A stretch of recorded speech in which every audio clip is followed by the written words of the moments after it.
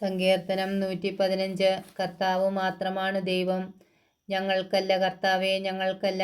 അങ്ങയുടെ കാരുണ്യത്തെയും വിശ്വസ്തതയെയും പ്രതി അങ്ങയുടെ നാമത്തിനാണ് മഹത്വം നൽകപ്പെടേണ്ടത്. അവരുടെ ദൈവം എവിടെയെന്ന് ജനതകൾ പറയാൻ ഇടയാക്കുന്നതെന്തിന്? നമ്മുടെ ദൈവം സ്വർഗത്തിലാണ്. തനിക്ക് ഇഷ്ടമുള്ളതെല്ലാം അവിടുന്ന് ചെയ്യുന്നു.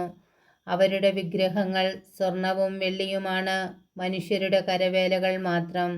അവയ്ക്ക് വായുണ്ട്, എന്നാൽ മിണ്ടുന്നില്ല. കണ്ണുണ്ട്, എന്നാൽ കാണുന്നില്ല. അവയ്ക്ക് കാതുണ്ട്, എന്നാൽ കേൾക്കുന്നില്ല.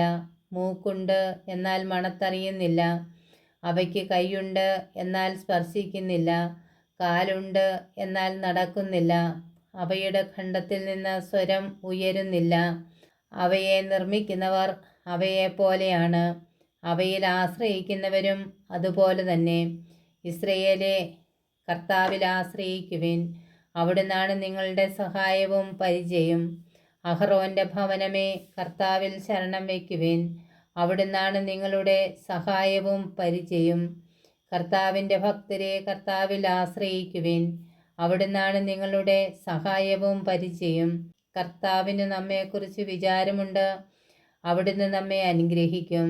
അവിടുന്ന് ഇസ്രയേൽ ഭവനത്തെ ആശീർവദിക്കും, അഹറോന്റെ ഭവനത്തെ അനുഗ്രഹിക്കും.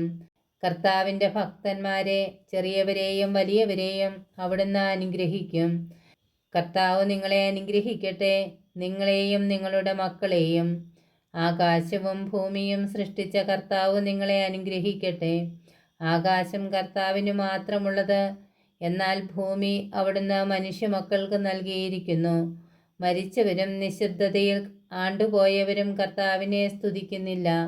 എന്നാൽ നമ്മൾ ഇന്നും എന്നേക്കും കർത്താവിനെ സ്തുതിക്കും. കർത്താവിനെ സ്തുതിക്കുവിൻ.